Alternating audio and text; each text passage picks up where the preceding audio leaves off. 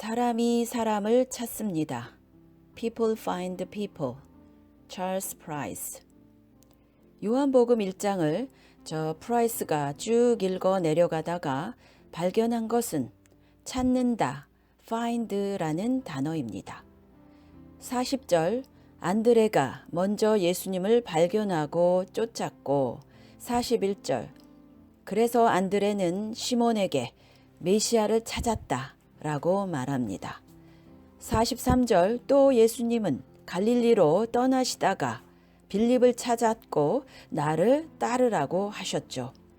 45절 빌립이 나다나엘을 찾아가서 우리가 모세가 율법에 기록한 이를 찾았다 라고 말합니다.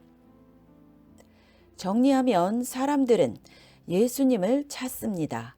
예수님은 사람들을 찾습니다. 또 예수님을 발견한 사람은 자기 주변 사람을 찾습니다. 영어로 people find people입니다. 이것이 바로 복음이 전파되는 방식입니다. 아주 단순한 원리입니다.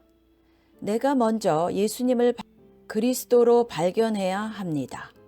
그리고 내가 발견한 예수 그리스도를 내 주변 사람에게 소개하는 것입니다.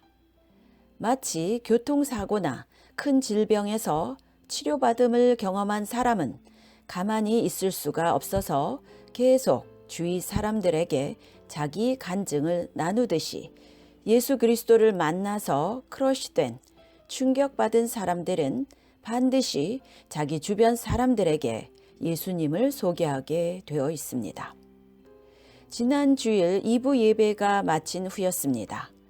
우리 교회 한 성도는 그날 어떤 분의 옆에 앉아서 예배를 드렸는데 예배가 끝난 후 두 분은 서로 조용히 앉아 있다가 우연히 서로 먼저 뭔가 말을 걸려고 했습니다.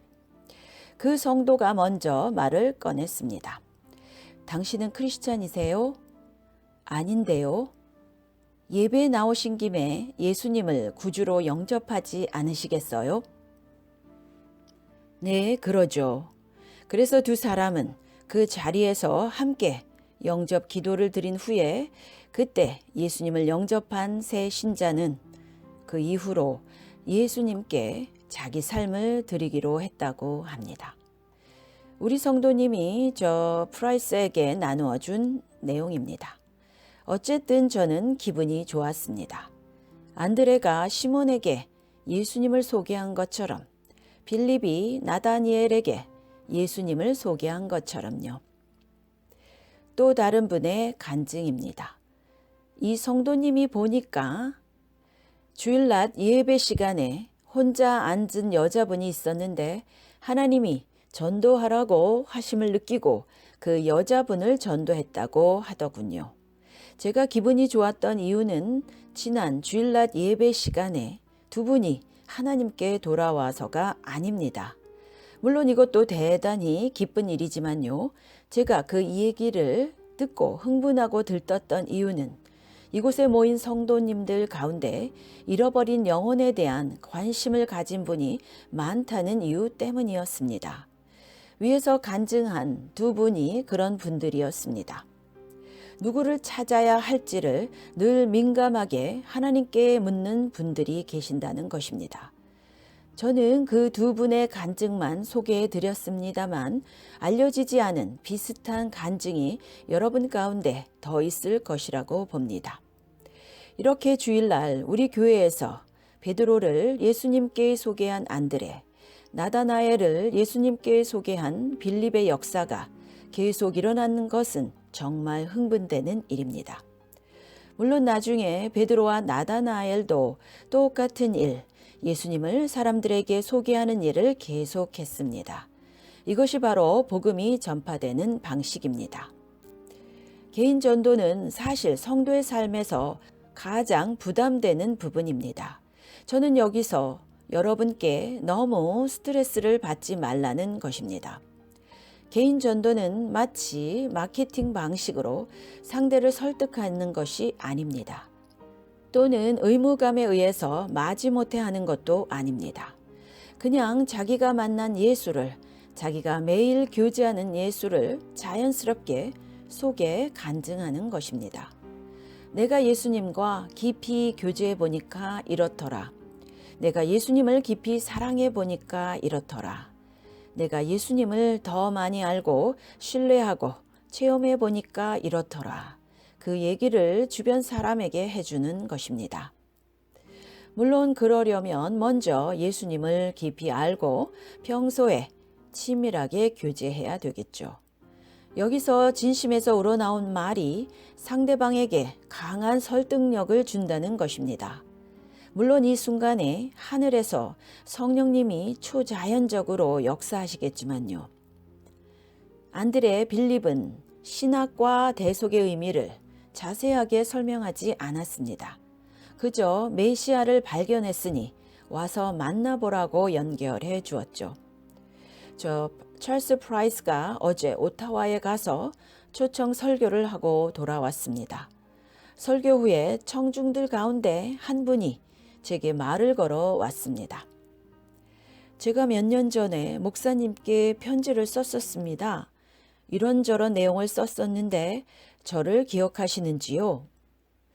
혹시 복역 중에 감옥에서 편지 보내신 분이신가요? 예, 제가 바로 그 사람입니다. 그때 당시 그는 킹스턴 교도소에서 복역 중이었는데 그곳에서 제 TV 방송 설교를 듣고서 예수님을 영접하고 그 간증을 편지로 써서 제게 보냈습니다. 제가 특별히 그 편지 내용을 기억하는 것은 그가 편지에 쓴 바 예수님과 연합하는 삶과 그리스도를 영접함의 의미에 대해 썼는데 그 편지 내용이 너무 아름답고 훌륭해서 제가 설교 시간에 강단에서 여러분께 읽어드렸던 적이 있었습니다. 그러면서 그는 편지에 안 쓴 더 자세한 자기 간증을 제게 들려주었습니다. 그는 교도소 안에서 친구를 사귀었습니다. 일요일 아침은 교도소 안에도 자유롭게 시간을 보낼 수 있다고 합니다. 그래서 그는 그의 친구에게 기독교 방송 TV를 함께 보러 가자고 권유했답니다. 그런데 그날 주일 아침 방송에서 자기가 프라이스 목사님께 써서 보낸 편지가 읽혀지는 장면이 나오자 그는 깜짝 놀랐다고 합니다. 그래서 그는 옆에 있는 자기 친구에게 자 들어봐, 다음에는 무슨 문장이 나오고 무슨 성경 구절이 나올 거야 하면서 마치 예언하듯이 편지 내용을 술술 TV 방송보다 한 발 앞서 말해 주었습니다. 자기가 정성 들여 쓴 편지니까 그 내용을 다 기억하고 있었던 것입니다. 또한 저는 그의 편지를 그대로 읽었으니까요. 그의 친구는 깜짝 놀랐다고 합니다. 너는 왜 편지를 써서 저 목사님께 보냈는데? 이 질문을 계기로 그는 자신의 삶과 그리스도를 만나 변화된 자기 내면에 대해 자세히 간증했습니다. 그 자리에서 그의 친구는 그의 인도에 따라 그리스도를 영접하게 되었다고 합니다. 이것은 제가 어제 오타와에 가서 설교하다가 거기 모인 청중들 중에 출소한 그를 만나서 그에게 직접 들은 내용이었습니다. 지금 이 설교의 주제를 아시겠지요? 예수님을 만난 사람은 자기 주위 사람에게 자기가 만난 예수님을 자연스럽게 소개한다는 것입니다. 그렇게 전도할 사람을 자기가 두리번거리며 찾게 되어 있습니다. 그를 위해 기도하게 되어 있습니다. 그 영혼을 긍휼히 여기는 마음을 갖게 되어 있습니다. 제자들은 사람의 관심이 없었지만 예수님은 관심이 있었습니다. 요한복음 4장에 예수님이 우물가에서 여인을 만난 기사가 나옵니다. 예수님 일행이 사마리아 수가에 들렀고 예수님은 마을 바깥에 우물 곁에 앉으셨습니다. 제자들이 먹을 것을 사러 동네에 들어갔음이러라 라는 말씀을 통해 볼 때 이 우물은 마을 바깥에 있었던 것으로 여겨집니다. 정황을 볼 때 제자들은 먹을 것을 사러 동네로 들어가고 있었고 여인은 물을 기르러 동네를 빠져나오고 있었습니다. 그러면 길에서 서로 마주쳤을 것입니다. 그러나 제자들은 그 여인을 눈여겨보지 않았습니다. 다만 예수님은 그 여인을 눈여겨보았던 것입니다. 그래서 아마 일부러 그 여인을 만나시기 위해서 우물가에서 기다리신 것입니다. 예수님은 여인에게 영원히 목마르지 않는 샘물에 관해 말씀하십니다. 여인은 동네에 뛰어가서 내가 그리스도를 만났다고 간증했습니다. 이어서 예수님은 이렇게 말씀하십니다. 내가 너희로 노력지 아니한 것을 거두러 보내었노니 너희가 심지 않은 것을 추수하러 보냈는데 너희는 놓쳤구나 라는 말씀입니다. 그러니까 예수님이 우물가에 앉아서 쉬신 것은 빵을 사러 간 제자들이 마주 향해 오는 여인을 보고서 과연 어떻게 하는지 시험해 보신 것으로 볼 수 있습니다. 이제 앞으로는 눈을 크게 뜨고 추수할 곡식을 바라보아라